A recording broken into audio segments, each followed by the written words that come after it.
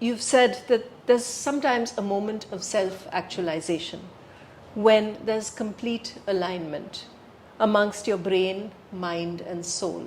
There's a meeting of the three. Now, the brain I understand because it's physically present.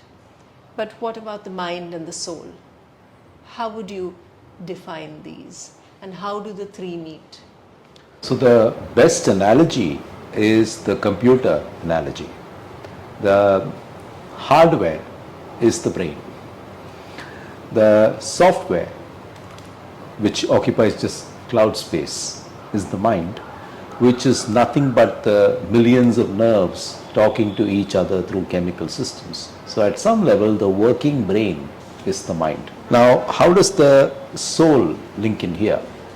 And Professor Trimble, in his book Soul in the Brain, talks about how in moments of creativity and creative ecstasy, we probably see an expression of the human soul. And he gives examples of people, for example, in the opera who burst into tears.